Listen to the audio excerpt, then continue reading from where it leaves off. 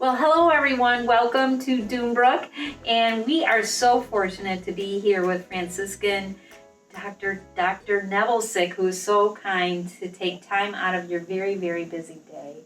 So thank you. And of course, our Healthy Families program, where we go into the homes and teach healthy parenting skills. Someone like Dr. Nebelsick is such a fabulous resource for us. So thank you again. And really, if you could just begin by telling us a little bit about you and your career and what got you thinking to be a doctor. And Oh, sure. So I'm Dr. Nebelsick, and I went into women's health because I truly believe that women will make a change for themselves when they have children involved, because women never take care of themselves. But if it involves their kids, all of a sudden they'll make a change. So I originally was a personal trainer, so I've always been into health and fitness and all the things, and got my degree in biochemistry and mathematics, and decided a couple years after doing, I actually was in pharmaceuticals, but I was doing personal training on the side. I met some osteopathic physicians, and they said, "Why aren't you a doctor?" And I said, "I don't know." So I ended up going to medical school. I'm an osteopath, which a lot of people don't know what that means. So MDs and DOs, we have the exact same degree. It's just during our medical school training, we have a lot more of the structural side of it, kind of like a chiropractor and an MD put together, as well as we end up doing a lot of holistic treatments, but yet we still can be, a surgeon like I am and stuff like that.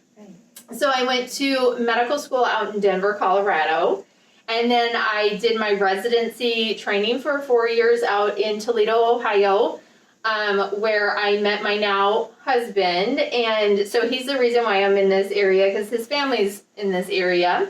And we moved out here 3 years ago and started the practice, and it's just been booming ever since. I joined in with the Franciscan Health Michigan City group, so I'm partners with Dr. Messina, Dr. Pamantuan, and Dr. Thoda. Wonderful. And I was partners with Dr. Hendricks, but now she left. Right. I know. She's down in Florida now, getting lots of sunshine. Good for her. I know, good for her. I'm jealous. But so they're my partners. I have a standalone clinic over here in LaPorte, but I'm still in practice with them. So I do all of my deliveries, all of my surgeries in Michigan City at Franciscan Health. Wonderful. Right there off of I-94. I'm not associated at all with the LaPorte Hospital. Okay. But my office is here in LaPorte, right on Johnson Road, right off the golf course, Legacy Hills. In fact, sometimes we get some golf balls in the parking lot. Yeah. Not me, because I'm working, but anyway. Right. Well, really, Dr. Nebelsick, like I said that when we were talking before the film, there's great reputation you have, and we're sincerely so fortunate to have you in the area. So thank you. Sweet. Oh, really, you're welcome. I love it the here. word gets around, and especially we deal with new moms, so that's wonderful. I guess maybe one of the first questions would be for expectant moms, you know, because the Healthy Families program goes, if you're expecting to a baby under 3 months, what, tips for expectant moms, or how do you prepare, or what is someone supposed to do with their first pregnancy and they have no idea? Yes. Great question. So first thing is know that about half of pregnancies are unplanned. So if this was unplanned, it's totally okay. You're in the norm. A lot of people weren't expecting to get pregnant and they get pregnant. So don't worry, you're not behind. It truly is about 50% are just not planned. So make sure you're on a prenatal vitamin. Okay? I know that that's the most important thing, because we want to make sure the extra ingredients that you get from a prenatal is in your vitamin. I actually recommend all women of reproductive age be on a prenatal, even if they're not trying to get pregnant, because they might just in case get pregnant, and also it's really healthy for you. And a lot of people ask me, what's the difference between a multivitamin and the prenatal? The prenatal has the extra stuff with the folic acid, and what folic acid does is helps to prevent neurotube defects, meaning stuff in the spine. Wow. The thing that a multivitamin has too much of can be too much of the vitamin A. So that's why I recommend, if you're of childbearing age, which is pretty much, I'm going to throw it out there, about 12 until 52, you should be on a prenatal. Okay. Yes. And that's so interesting I didn't know that fact about half the pregnancies are unplanned. Yeah. So the idea is to get on a vitamin with folic acid. Yes. Great. Anything else that The other thing I would recommend right now, and it's early in the research, so it's, a lot of the evidence is coming out about it, but if you come and see me, I put you on vitamin D. Okay. Vitamin D is very helpful just for our overall metabolism and our health. And we live up here, we get the permacloud most of the time, so we're all vitamin D deficient. And we can't really use calcium without vitamin D first anyway. So I know we worry a lot about calcium, which is important, but if we're not getting vitamin D, the calcium isn't working. Well, there's a lot of new research out there saying that vitamin D is actually going to help to prevent things like preeclampsia, which is like toxicity of pregnancy. So it's early in the research, but hey, it's healthy for you. It's healthy for your baby. Right. So, and again, if you're not pregnant, it's still good to take. Right. And do you find, Dr. Nebelsick, that women don't know about these things you're talking about? They become pregnant. Yes. And then what, can I ask, maybe this is not such a good, but if women don't take these vitamins, what are the negative effects of not? Yeah, so your body is actually very, very smart, okay? So it's going to drain most of your nutrients first and give it all to your baby. But if you're not on a prenatal and you don't have enough folic acid, it can cause problems for the spine. So that's a big one. Also, it's just overall the nutrition. If your own nutrition is lacking in vitamins and minerals, you can get very exhausted. First trimester of pregnancy is very well known to be an exhausting time anyway. And sometimes you can't tolerate any food because of the nausea and vomiting. It's not just morning sickness. It lasts all day long. Right. So it helps with just nutrition to help that baby develop. Great. So aside from the vitamins and trying to get enough sleep, is there anything else a new expectant woman should be aware of? Or? Yes, so I highly recommend working out. A lot of people think they're pregnant and they shouldn't work out. That's not true at all. Unless if your healthcare provider has said do not work out because of some sort of condition you have, keep working out, okay? If you were a runner before, you can still run. If you were weightlifting before, you can still weightlift. The big things you can't do would be things with balance, because in pregnancy your balance is off. And I find that a lot of women don't realize that until I tell them and they go, you're right, I do trip when I normally wouldn't, or they're balanced. So you can still do things like yoga and Pilates, but maybe you used to be able to do a yoga handstand and you can't anymore. It's because your body is off. Great. Other things would be water. Water. I'm always encouraging water, and people go, how many ounces? Here's what's important, and it's kind of embarrassing, but you just look in the toilet, and if your urine is clear, you're good. You're drinking enough water. But if your urine has a color to it, you're not drinking enough water. And then I always recommend putting in pink Himalayan salt, because that's the perfect electrolyte balance for your body. Because if you put just water, sometimes you can't get that full absorption. Right. And a lot of people think, oh, Gatorade. Well, Gatorade's usually just full of sugar. Yes, it has the electrolytes, but full of sugar. Not good. So I want you to have water until you're peeing clear. Okay. I want you to sleep, which is hard, I know, but it's actually safe to take Unisom at night in pregnancy or Benadryl if you're having problems. The Unisom actually helps with the nausea. So a lot of women, especially in that first trimester, they're exhausted. Right. They can take, and that's over the counter. Good. The, working out, even if you just walk 30 minutes a day, that's something. Just get out and do something. Absolutely. Right. And especially, don't they say, after the pregnancy, it makes it so much easier. Yes, Good. exactly. Good. And also, obviously, comes to your OB. I forgot about that. Right.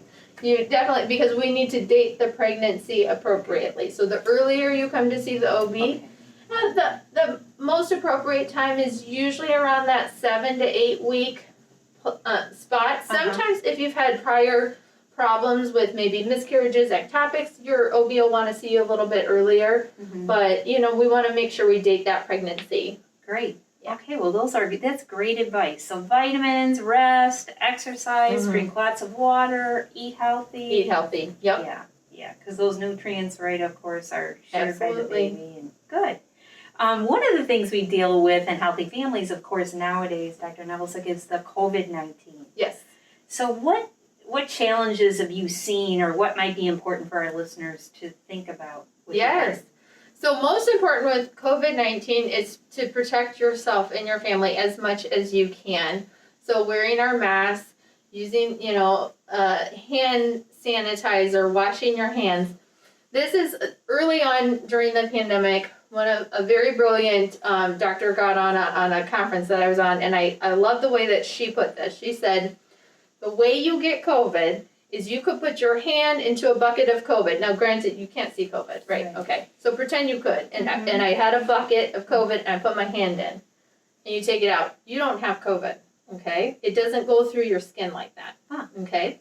But if you put your hand in that bucket of COVID, again, people, there isn't like a bucket, but anyway, go with me here. There was. And then you touch a mucous membrane, so your eyes, your nose, or your mouth, now you have COVID. Okay. So that's why it's so important to wash your hands, wash your hands, wash your hands, wash your hands, so that you're not giving it to yourself, especially since we are wearing masks. The biggest concern with wearing masks is how often you're touching your face when you're taking on and off your mask. So always carry the hand sanitizer with you so that you hand sanitize and then take off the mask.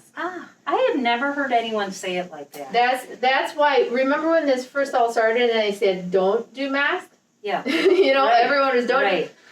Well, That's it's because they're worried we're going to transmit. Well, we found out that we needed to protect, so now it's wear mask, but hand sanitize, then touch your face, Right. Or if you touch your mask, immediately hand sanitize. Right.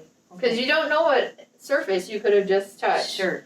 Sure. And honestly, I tell my new mamas, you can make me be the bad guy and say, well, Dr. Nebelsick said you can't come within 6 feet of me. Yeah. And, especially with those newborn babies, they already are so vulnerable. Mm-hmm. It's hard, but you can't let everybody in the neighborhood and all the, come relatives, and see your baby, Right, and hold the baby. And hold the baby, which I know is difficult. Hard. It's so difficult. Right. I know our home visitors have said that same thing, that their clients, they see them virtually now. Yeah. And they're like, Jeanne, I can't even hold my client's baby. I know. So it is so hard. Yeah. Absolutely. Yeah.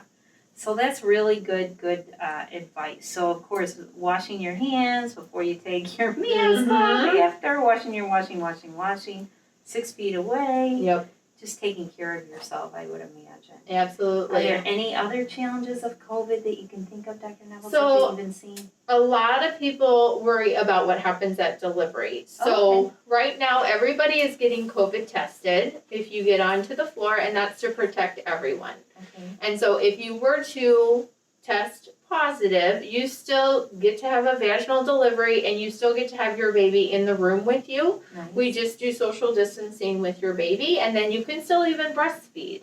It's just you have to wear the N95 mask. So there's a lot of, hesitation of wanting to deliver in a hospital right now because people are worried about, well, what happens and then they take my baby away. No, we do rooming in. Nice. We want you to stay with your baby. Now, of course, if somebody is very ill with COVID and that's a whole different situation. If they're in the ICU or something like symptoms. That. Right. Mm-hmm. Good to know. So if you're out there and you're expecting and you're due any day, or probably within the year or so while this is all going on, there are precautions that are being made. Yeah. That you can. And you should, if you're about ready to deliver, don't be in crowds. I mean, we shouldn't be in crowds anyway right now, but take extra precautions during that. And you can have your partner there, which is nice. Right. Some people think that, you absolutely can have your partner there. Good. Mm-hmm. Well, thank you so much. Does anyone else have any other questions, Lisa, Megan, or anything else, Dr. Nebelsick, that you would like kind of the public, particularly expectant or new moms, to hear about what you do? Or? Yeah, I would say overall, I'm an osteopath, so I do a lot of holistic things. Really I work a lot with the pelvis and stuff like that, and there are great community resources that I refer out to when it comes to that. I'm all about natural labor as much as possible, but also I'm a physician and a surgeon, so if I need to do a C-section, I will. But I'm kind of known in the area as the one I do a lot of things that midwives do because in my residency, I got to spend a lot of times with midwives, and I love midwives. So if you want I want you to deliver in a hospital because there are so many unknowns in labor. So please, please, please deliver in the hospital. But I can create the environment, hopefully, of your home during your labor experience if you want. So I think that's kind of what I'm known for in the area is if you want to deliver on all fours, and I'm for it. We're about it. I'm all about it. Good. So because I just want people to please deliver in a hospital because you don't know what could go wrong, and it goes wrong so quickly. Right. But why risk? Right. And up at Franciscan Health, all the nursing staff, they're so amazing. They listen to your needs and your birth plan and all the things. Good. Well, that's wonderful. It's very comforting to talk to you, Dr. Nebelsick. Are you taking new patients? Absolutely. Okay. Absolutely. I really am taking new patients. I know it's hard to get into right now. Yeah. Just with everything going on. But if you're pregnant, you get the fast pass at Disney. Although I heard today that there's no longer a fast pass at Disney. But anyway, the fast pass at Disney, if you're pregnant, you get right in to see me. Well, that's wonderful. Yes. That is wonderful. Well, thank you so much, Dr. Nebelsick, for taking the time. And Of course. you're just Thanks for coming over here. You're so fun and positive. Well, really. I don't think I'm that fun. Yes, you are. So thank you so much.